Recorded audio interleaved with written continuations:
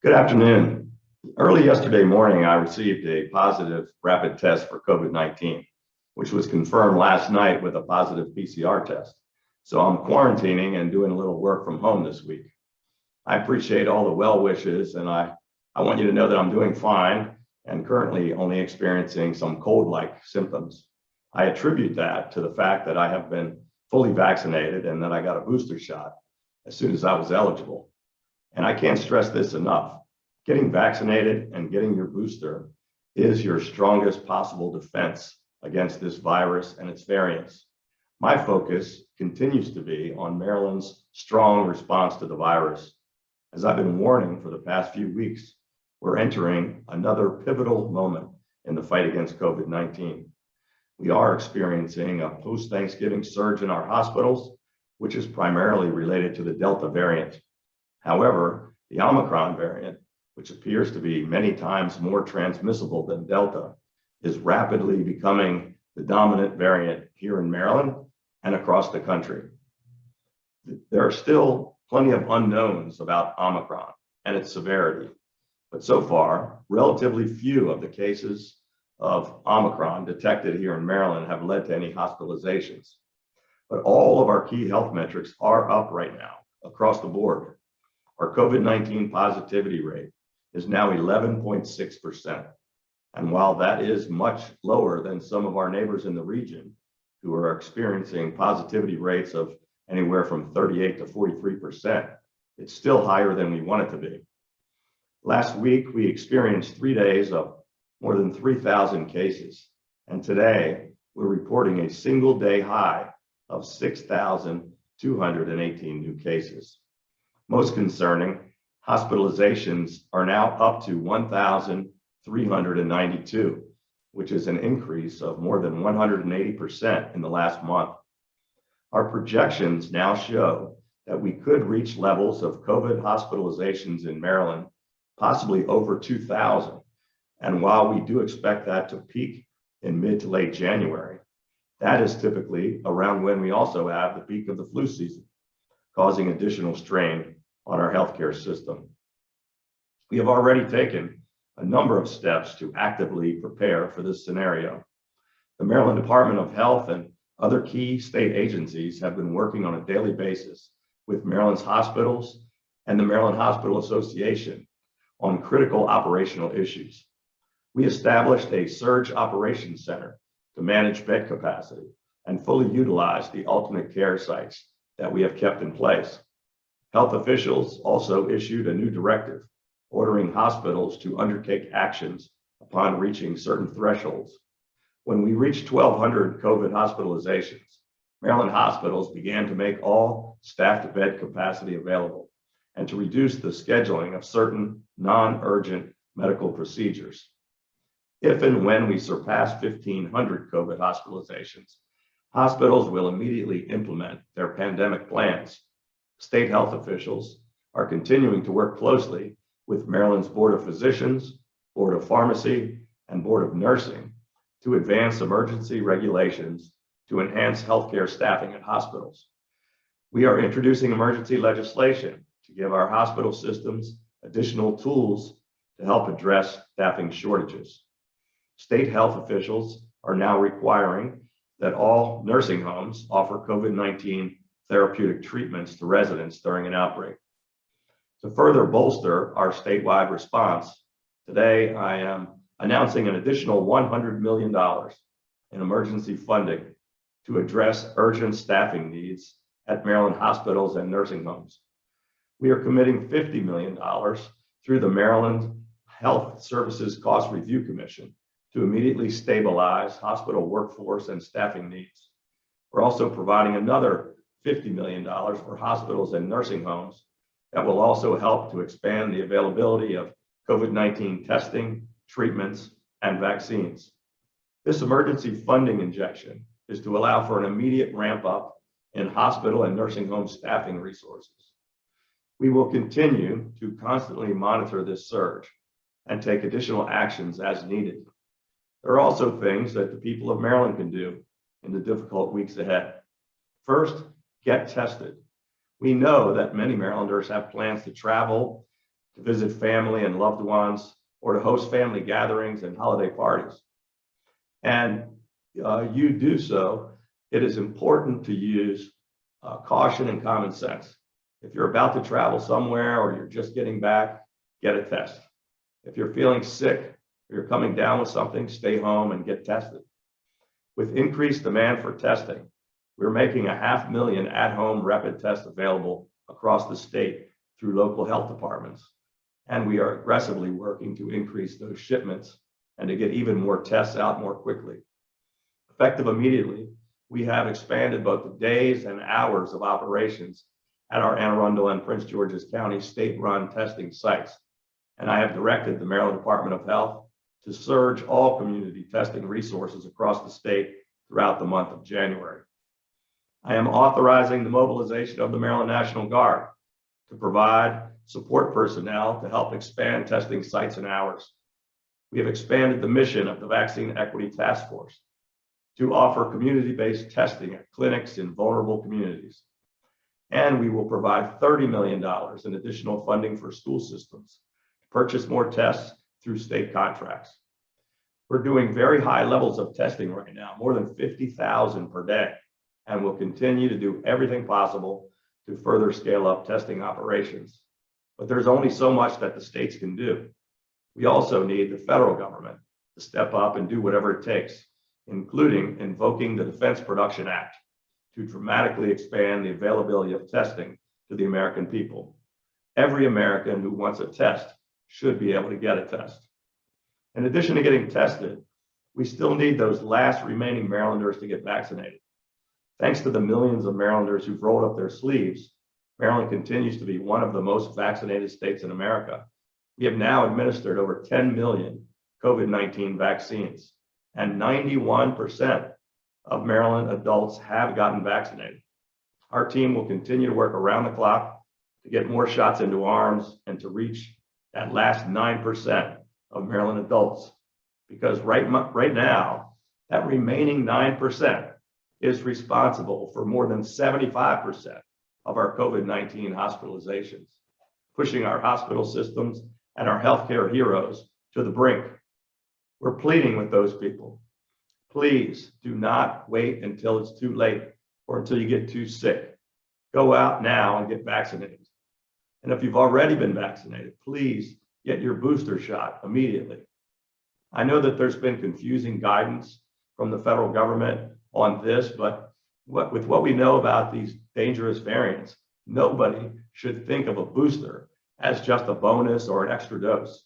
And you shouldn't think that the term fully vaccinated means fully protected. If you've been waiting to get your booster shot, don't wait any longer. The time to do it is now. The latest surge is cause for concern, and so many of us are undoubtedly feeling deja vu. But I want to urge Marylanders not to panic. This is not March of 2020. We have the tools and resources in place to keep ourselves and our loved ones safe. We must remain vigilant, and we cannot let our guard down. Just as we have withstood these surges before, we will do so again by remaining Maryland strong. Have a safe and Merry Christmas and happy holidays. And at this time, I'm going to turn it over to Dr. Ted Delbridge, who's the Executive Director of the Maryland Institute for Emergency Medical Services Systems. He's going to provide an update on Maryland hospitals. Thank you. Thank you, Governor Hogan. We have repeatedly described our fight against COVID-19 as a marathon. We knew it wasn't going to be a sprint and that there would be challenges. Actually, a friend of mine recently ran a regular marathon, and I was there to cheer her on. As it turned out, the course took the runners within eyesight of the finish line multiple times before they actually ran through it and celebrated their personal victories. My friend described the challenge of being so close to the finish line on more than one pass, yet so far from finishing the marathon. But with a lot of cheering and grit, she persevered. That's where we are and what we must do. As Governor Hogan described, we are at a new hill in our marathon to win against COVID-19.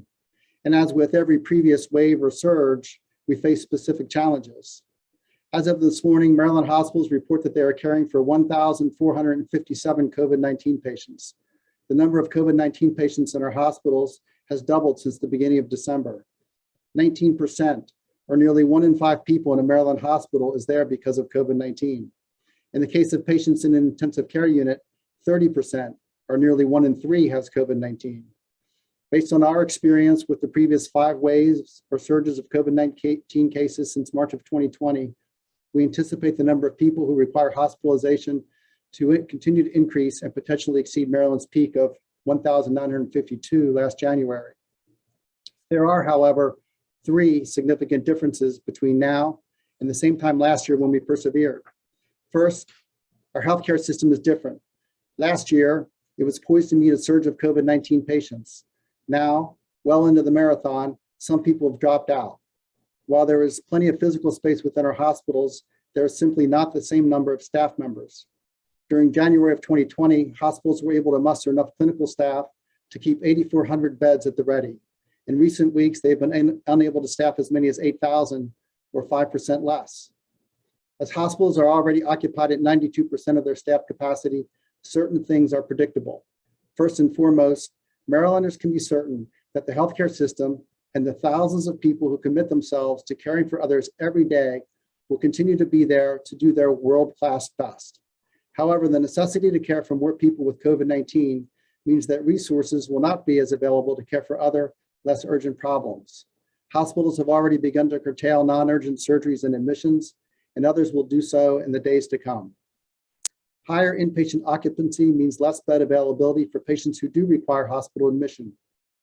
As of this morning, across Maryland, there are 314 patients in hospital emergency departments who are waiting for a room to become available. 3/4 of hospital emergency departments are currently alerting the state's emergency medical services system that they are at their capacities and should be avoided if at all possible. More than 50 EMS ambulances are at emergency departments waiting to transfer care responsibilities from EMTs and paramedics to hospital personnel. Second, another important difference between this year and last has to do with influenza. In the fall of 2020, we were concerned about what some people dubbed as a twindemic, COVID-19 and the flu hitting at the same time. In the end, we were fortunate. All the precautions folks took to protect themselves from COVID-19 also prevented influenza. The flu season was practically non-existent. That is not the case this year. Make no mistake, influenza is a serious burden to the healthcare system and kills people every year. Maryland is currently on a trajectory to have a flu season that will peak in January, much like years past. In recent weeks, we have seen the number of influenza-related hospitalizations multiply. While it is not on the scale of COVID-19, it is nevertheless significant. The time is now to get a flu shot if you haven't already. Third, we have tools. Vaccines remain our most effective tool for reducing the severity of COVID-19, both to us as individuals and to those around us. Hospitalizations, as Governor Hogan mentioned, are largely a result of being unvaccinated. While some vaccinated people do fall ill and some require hospitalization, they are the minority. 70% or more, depending on the hospital, of COVID-19 patients have never been vaccinated. I cannot emphasize enough this life-saving importance of vaccines. Among hospitalized people who have been vaccinated, most were vaccinated more than 6 months ago. There is strong evidence to indicate that we all need booster vaccines. For people whose vaccines were more than 6 months ago, the time is now to get a booster. And the time is only 2 months if your vaccine was Johnson & Johnson. People who become ill should speak with their healthcare providers about monoclonal antibodies to see if they are eligible. The window of opportunity is narrow and time is of the essence. Some rules haven't ever changed. The things we did last year made a difference. We need to do them again. Wash our hands and keep them away from our faces. And despite the nuisance of it all, wear a mask. It's just too easy and it provides meaningful protection, especially when we're around people we don't know and don't know if they've been vaccinated. And distancing ourselves remains in style. Finally, I'll reiterate that our healthcare system is resilient, but it is stressed, and it is likely to become even more stressed in the weeks to come. If we want our emergency departments to be ready to care for emergencies, we need to reserve them for that. We shouldn't forget about our primary care providers, urgent care and walk-in clinics, telehealth resources, and COVID-19 testing centers as important places we can get questions answered and much of the care we need. Now, I'd like to pass the baton to Dr. David Marcosi, who's professor at the University of Maryland School of Medicine and the University of Maryland Medical System and UMB Incident Commander. Dave. Thank you, Dr. Delbridge. Good afternoon. Marylanders, Governor, thank you for your steadfast leadership and the opportunity to speak again on this crisis. I wish you a very speedy recovery. Fellow Marylanders, this week, the University of Maryland Medical System will surpass the highest number of admitted COVID patients since the start of this pandemic. In the 20 years of practicing emergency medicine within the military and as a civilian, these are some of the most challenging times I have ever seen in healthcare, with many hospitals at or near capacity. What does this mean? It means exceedingly long waits in emergency departments. It means potential delays in surgery.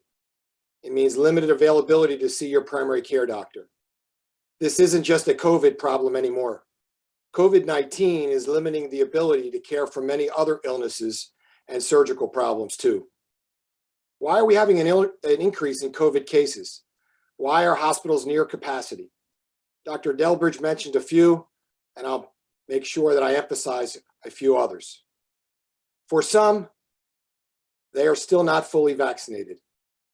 Without question, this is the main reason for continued increases in COVID hospitalizations. I want to be very clear on this.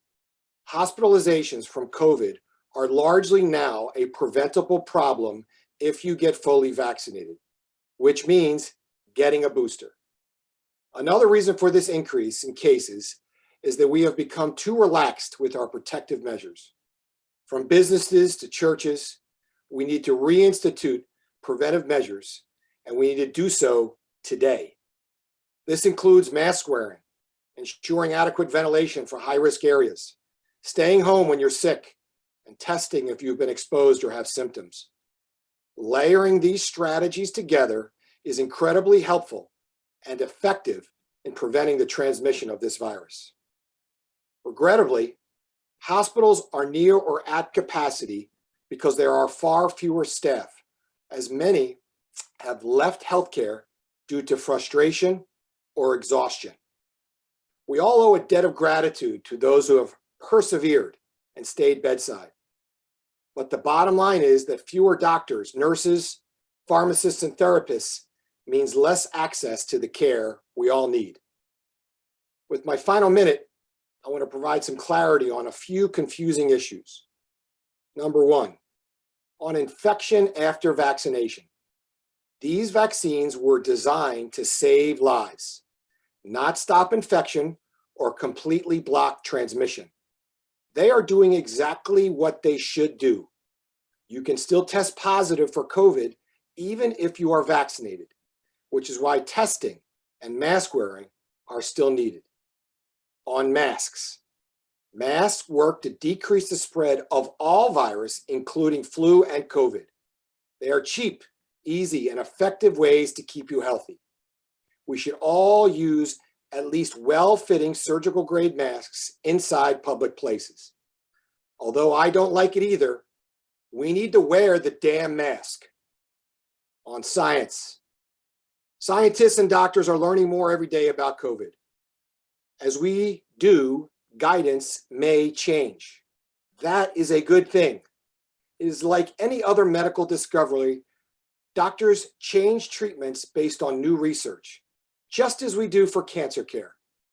That said, Facebook and social media may be fun, but they are not reliable locations for validating worthwhile advances in science or medicine.